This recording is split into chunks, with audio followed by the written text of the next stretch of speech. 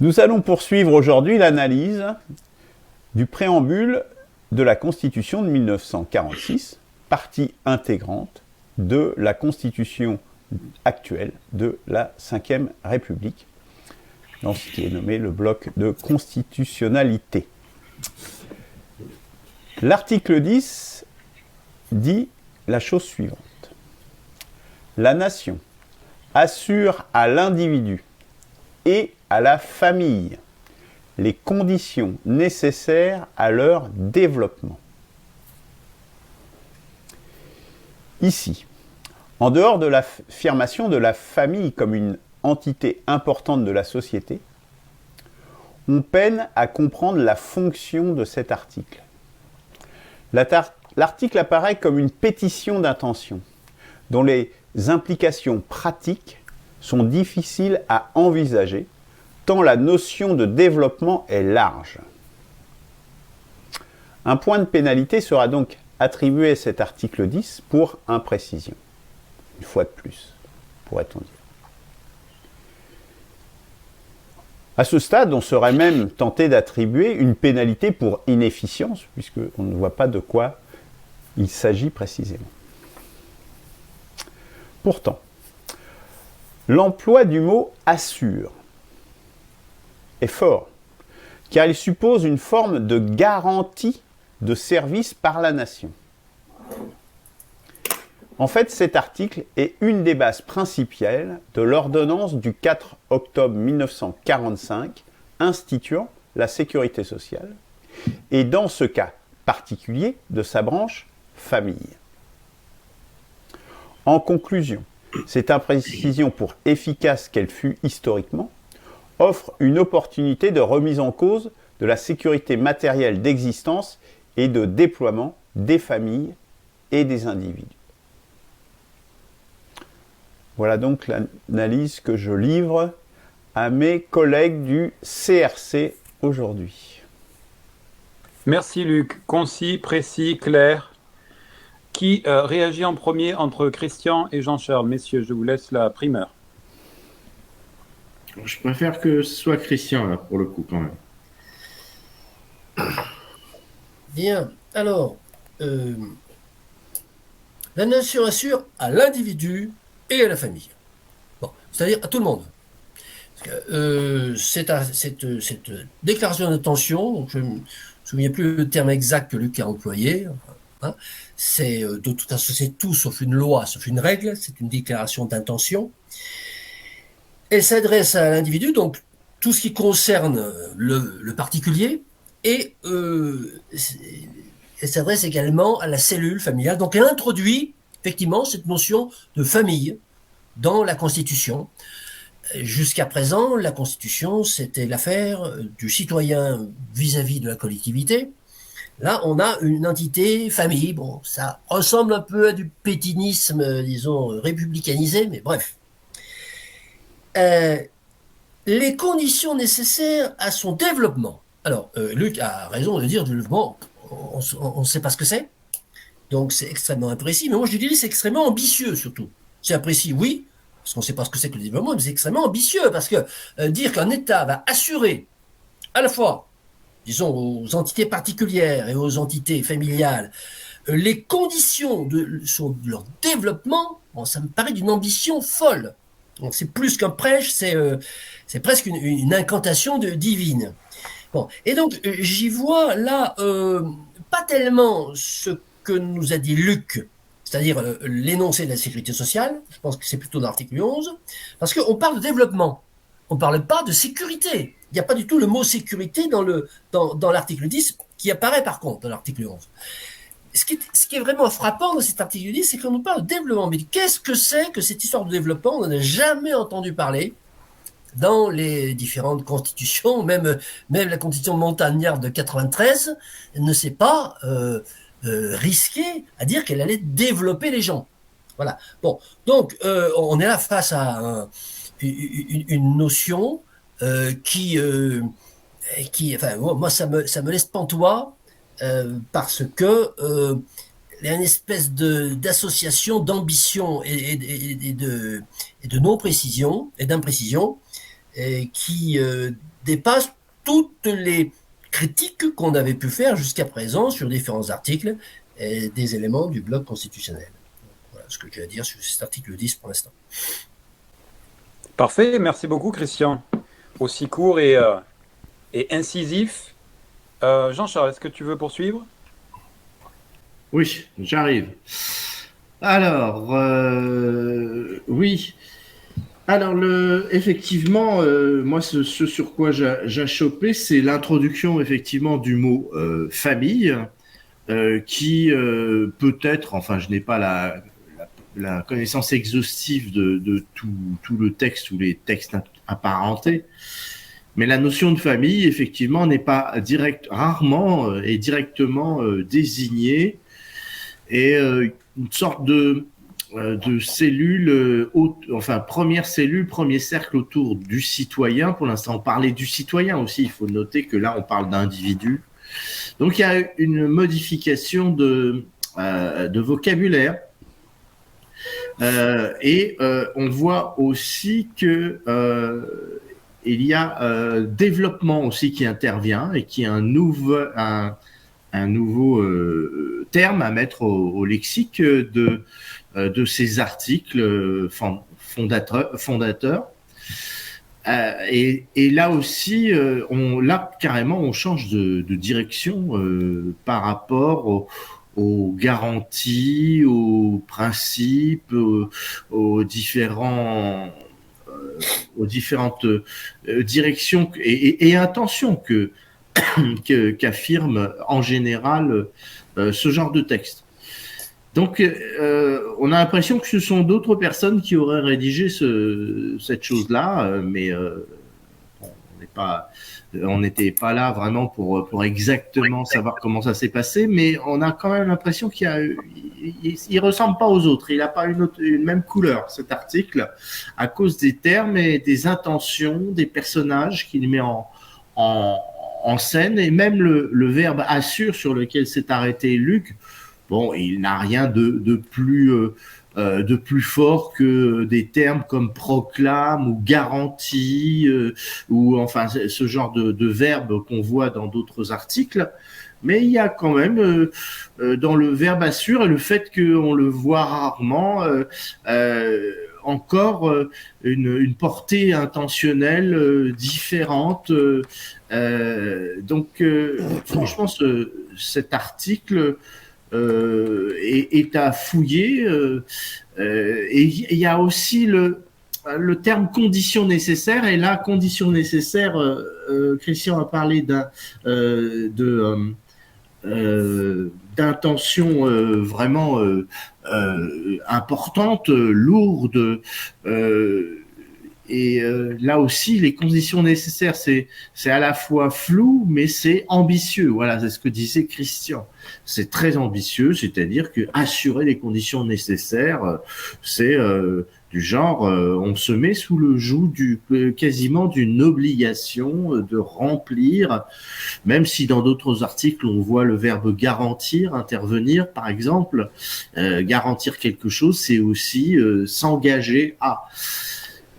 mais tout cet article est une sorte d'engagement sur des bases qui ne sont pas bien définies, surtout à travers les conditions nécessaires et le développement.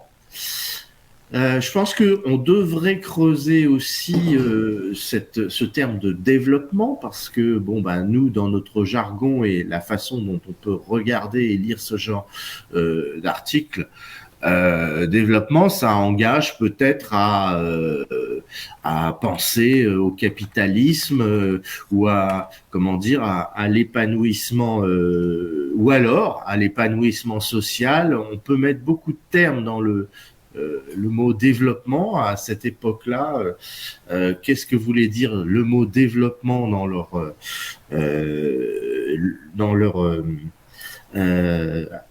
tête? Moi, je pense qu'à cette époque-là, le développement était un développement de conditions matérielles. On était au sortir de la guerre, donc s'assurer que les personnes puissent à la fois garantir leur pitance, leur bien-être, ces choses-là, avec un prolongement de développement en activité économique et sociale. On peut tergiverser, mais disons que c'était pas forcément une relation directe à l'ambition d'expansion de capitalistique. Mais on peut peut-être aussi le supposer, on se perd en conjecture, mais ça serait bien de voir un petit peu plus ce qu'il y a derrière ce mot développement. Individu et famille. Individu et famille, ça serait une espèce de façon d'élargir le cercle autour du citoyen, le détacher même détacher cet article de développement justement de la notion de citoyen et de dire que ce développement potentiel s'adresserait à l'individu et à la famille. Ça peut aussi nous donner une piste pour déchiffrer ce qu'englobe le terme développement.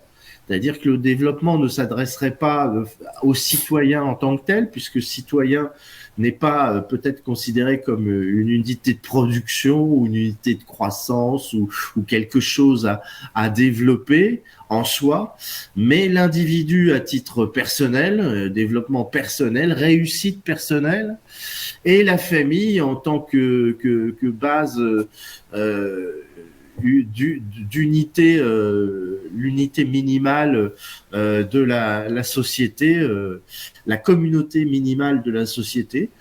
Donc il y a plein de choses enfin on doit se baser sur parce que c'est toujours pas assez précis ce genre d'article, mais on voit là que il y a plusieurs directions qui sont ouvertes, qui sont fort intéressantes.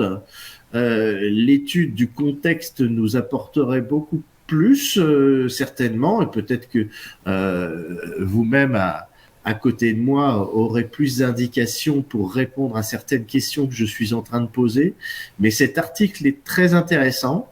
Il est bon, et c'est vrai il me satisfait parce qu'en soi, à la lecture, c'est assez fluide pour moi idéologiquement. Oui, effectivement, on peut envisager que la nation assure le développement en même temps que par la suite, et même parfois avant, puisqu'on parlait de services publics, mais par la suite, dans l'article 11, on voit aussi une notion de sécurité sociale, c'est-à-dire développement, mais aussi protection, viendra plus tard. Et ça tourne autour aussi de la famille, l'article suivant, mais là j'extrapole. Donc voilà, j'en termine donc là. La famille est posée comme une unité de base dans la société. C'est une chose importante, un tournant même dans l'écrit.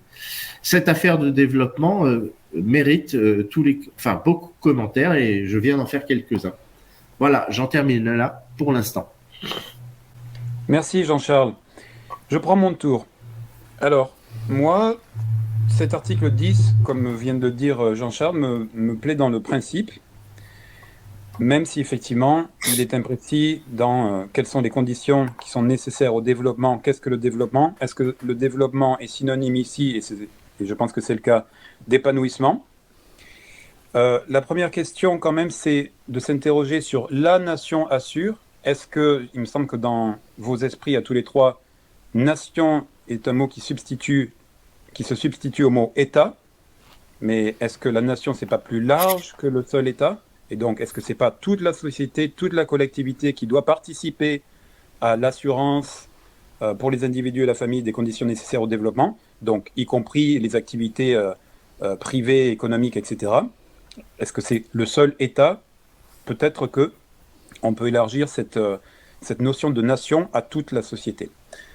Je rejoins Luc sur le terme assurance. Assurance, c'est bien la garantie, c'est bien quelque chose de pérenne, d'accord? Donc c'est quand même un mot fort, même si, comme l'a rappelé Jean-Charles, d'autres synonymes ont été employés avant, mais ça reste aussi, l'assurance est aussi un mot fort. Donc voilà. À l'individu, on pourrait dire aux individus, parce que la société est composée d'individus, ce sont bien les droits de l'homme et du citoyen, donc l'homme au singulier, mais aussi au pluriel. La famille, alors attention, la famille, évidemment, il y a un contexte d'écriture.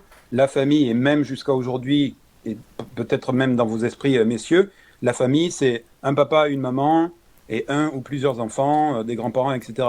Sauf que dès à présent, aujourd'hui, la famille, c'est aussi autre chose. Il y a des familles recomposées, il y a des familles monoparentales, il y a des familles homosexuelles, enfin, de parents homosexuels, etc., etc. Donc la famille, il y a à la rédaction de cet article une idée de ce qu'est la famille. Aujourd'hui, déjà, ça veut dire autre chose. Donc la famille, c'est quelque chose de plus large peut-être, me semble-t-il. Et je vais commencer par la deuxième partie, je vais simplement me répéter. Oui, Christian a raison, c'est très ambitieux que de vouloir assurer le développement et donc les conditions nécessaires à celui-ci, que ce soit le développement économique, comme l'a dit Jean-Charles tout à l'heure, mais le développement économique rentre dans le développement de la personne. Ça peut être économique, ça peut être social, artistique, que sais-je, etc. Donc le développement économique est un sous-ensemble du développement et de l'épanouissement. C'est très ambitieux, mais est-ce que c'est dans cet article-là que doit être décliné dans la pratique? Qu'est-ce que ça veut dire? Je ne suis pas certain. La critique que je ferai, c'est effectivement, il faut quand même préciser qu'est-ce qu'on entend par développement et au moins donner un premier indice sur quels sont les critères, les conditions nécessaires à ce développement, tels que les besoins de base, peut-être les loisirs, l'éducation, enfin tout un tas de trucs de base qui sont nécessaires, me semble-t-il, au développement, à l'épanouissement. Voilà ce que j'avais à dire et je redonne la parole à Luc. Merci messieurs. Bon, bah, vous voyez, cet article 10, finalement court et riche quand même d'enseignements et de particularités. Et notamment le fait qu'il existe un article 10 et un article 11. Ils auraient pu être fusionnés. Pourquoi est-ce qu'ils ne sont pas fusionnés? Je pense que ce n'est pas un hasard et que c'était une volonté justement d'affirmer dans cet article l'individu, et l'individu au singulier. Et je pense que l'emploi du singulier n'est pas du tout anecdotique ici. Je pense que c'est vraiment chaque individu, donc on a une notion d'individualisme. On ne parle pas de citoyen en plus, on parle vraiment d'individu. Et puis d'affirmer également la famille. Je pense que c'était la volonté forte, et là je pense que l'emploi du mot nation est effectivement plus large, comme tu dis, que l'emploi du mot État, effectivement la nation. Notamment, si on pense à la sécurité sociale, comme je disais que ça introduit la branche famille aussi, ça la justifie de la sécurité sociale. La sécurité sociale n'est pas un organisme d'État, contrairement à ce que, je dirais, aux dérives récentes de l'État français, mais ce n'est pas un organisme d'État. Donc la nation, et même au-delà de la nation, c'est-à-dire que ça peut être aussi des associations, etc., c'est-à-dire tout membre de la nation. Je pense que c'est vraiment le terme nation, et là employé à juste propos. Et puis il y a cette question, bon, je passe sur Assure, parce que bon, Assure garantie, je pense qu'on a dit, c'est cette idée de développement. Si moi j'ai regardé un petit peu le CNRTL, et quand il y a plusieurs définitions, c'est un mot extrêmement polysémique, développement, et il y a une des définitions qui, en parlant des espèces et des êtres humains, action de se développer organiquement, de croître. Voilà. On pose aussi, quelque part, ici, l'objectif de la croissance, quand même. Je pense que ça, c'est quelque chose qui va faire écho aux travaux que mène par ailleurs notre collègue Christian. C'est une des œuvres importantes sur lesquelles il travaille. Puis il y a une autre définition, mais là qui est plus dans le domaine économique. Ils disent amélioration quantitative et qualitative de la situation d'une unité économique, bon, le développement d'une entreprise. Je pense que ces deux sens, au moins, s'appliquent ici. Mais effectivement, les conditions nécessaires à leur développement, on aurait pu plus parler de déploiement. Hein. Déploiement, c'est bon. Il n'y a pas forcément d'idée de croissance dans le terme déploiement. Que dans le terme développement, il y a vraiment cette idée justement de croissance et de plus. Voilà, je crois que peut-être vous voulez refaire un deuxième commentaire sur ce que je viens de dire. Jean-Charles, oui. Ah, Christian a levé la main en premier. Ah, j'ai tu pas l'as vu, pas bon, vu, alors, Luc, mais je vais laisser le bénéfice du timing et de la spontanéité. J'avais pas vu Christian lever la main. Voilà. Oui, je souhaiterais rajouter quelques petites choses sur ce qui vient d'être dit. Alors, cet article 10, moi, il me plaît pas. J'ai entendu Guillaume, je pense, Jean-Charles, voire Luc dire qu'ils aimaient bien cet article. Moi, je ne l'aime pas. Je ne l'aime pas pour au moins deux raisons. Il y en a plus que deux, mais enfin, j'en ai cité deux au moins. C'est que lorsqu'on lit « La nation assure à l'individu et à la famille les conditions nécessaires au développement », est-ce que ça veut dire que, hors la nation, l'individu ne va pas pouvoir se développer? Ça peut vouloir dire ça. Ça peut vouloir dire affirmer que l'État prend en charge le développement des individus et qu'il est le seul, que l'individu n'est pas capable de se développer tout seul. On ne peut pas ne pas écarter l'idée, cette espèce d'idée, plus que l'idée de propre-providence, État, disons, gestionnaire des consciences et des âmes. Donc c'est une des raisons pour lesquelles il ne me plaît pas. Alors ensuite, développement, qu'est-ce que c'est que le développement? Oui, il y a l'idée développement du niveau de vie, bon, et puis il y a aussi le développement personnel. Alors aussi bien sur ce qui vient d'être dit, augmentation, croissance, niveau de vie, et développement personnel, il y aurait donc que la nation qui soit, et la nation. Alors je pense qu'il faut lire, effectivement, on s'est posé la question, je pense qu'il faut lire l'État, c'est l'État, c'est le gouvernement, c'est... Voilà, c'est en tout cas les institutions qui organisent la nation et qui sont capables d'assurer le développement des individus. Alors ensuite, dernier mot, la fusion entre les articles 10 et les articles 11. Luc s'est demandé pourquoi ils n'étaient pas fusionnés. Mais non, l'article 10 parle effectivement du développement. Il dit l'État, il parle de l'intervention de l'État dans le développement de l'individu. Après, on met ce qu'on veut dans le développement. Et l'article 11, lui, parle de la sécurité. Que l'État apporte la sécurité. Donc, dans le 10, on dit l'État va apporter les éléments constitutifs du développement d'individus, et dans l'article 11, on dit l'État apporte la sécurité sur tout un tas de registres, sur toutes les inquiétudes de l'être humain, l'État va apporter la sécurité.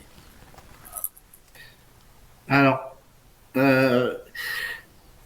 moi je voudrais avoir un peu la même méthode que Christian, c'est-à-dire d'essayer de déchiffrer les choses de déchiffrer l'article à partir des choses qui n'y sont pas inscrites, parce qu'on est amené parfois à raisonner de cette façon. Donc là, il parlait de la nation et il supposait que hors la nation, ça vous voulez peut-être dire que hors la nation, l'individu n'était pas assuré de se développer, ou en tout cas que c'était la nation qui devait assurer ce développement. Moi, j'aurais un autre endroit pour réfléchir de cette façon, c'est de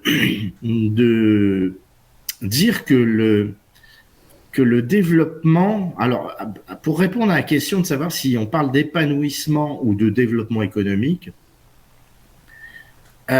là, l'article, il n'est pas écrit que la nation va assurer le développement économique, et en particulier, l'article parle de individu et de famille. Donc, c'est plutôt effectivement, on aurait pu écrire que l'individu, la famille, enfin, on aurait pu tourner la phrase de façon à ce que les entreprises ou l'économie de la société ou l'État, de par son action économique, puisqu'on a vu que précédemment, quelques articles plus tôt, il parlait sans problème d'entreprises, de droits syndicaux, etc. Il était quand même en train d'écrire ce genre de choses. Et il ne s'est pas rappelé toutes ces choses-là pour le dire et pour parler de développement. Donc, comme ce n'est pas écrit explicitement, on peut considérer que cet article envisage plus, et je réponds un petit peu à la question que je posais dans ma précédente intervention, on peut, et je rejoins Guillaume à ce moment-là, considérer qu'à cet endroit, il parle d'épanouissement, au mieux de niveau de vie, comme vient de le dire Christian, de niveau de vie, de moyens de subsistance, etc. Mais on n'est pas sur le pied économique, sinon on aurait vraiment explicitement parlé d'autre chose que d'individus et de familles. Et peut-être que le niveau économique de l'individu et de la famille pourrait être rapporté dans cet article. Enfin, on pourrait dire que c'est ce qui est envisagé. Donc, épanouissement, niveau économique, les moyens pour y arriver, les moyens nécessaires, auraient été quand même explicités, puisqu'encore une fois, précédemment, on a largement et sans problème parlé d'entreprise, etc. On a parlé des conditions nécessaires. Donc, c'est vraiment un tout et pas forcément économique. La nation, pour revenir à ça, effectivement, et là j'ai oublié dans ma première intervention, mais je l'avais en tête, ce n'est pas l'État, on envisage en fait une espèce de globalité, une communauté, qui est la nation étant l'État, mais aussi son peuple. Au niveau du lexique, la société, elle, est l'État, le peuple et les entreprises. Il faudra un petit peu se mettre d'accord sur tout ce que c'est, mais là, la nation, c'est l'État plus le peuple. C'est comme ça que je le comprends. Et là, on commence à force de désarticuler et en même temps de voir ce qui n'est pas écrit, et réussir à trouver des traductions et d'avoir un petit peu plus, non pas de certitude, mais enfin d'avoir moins l'impression de se tromper et d'errer dans les traductions des mots.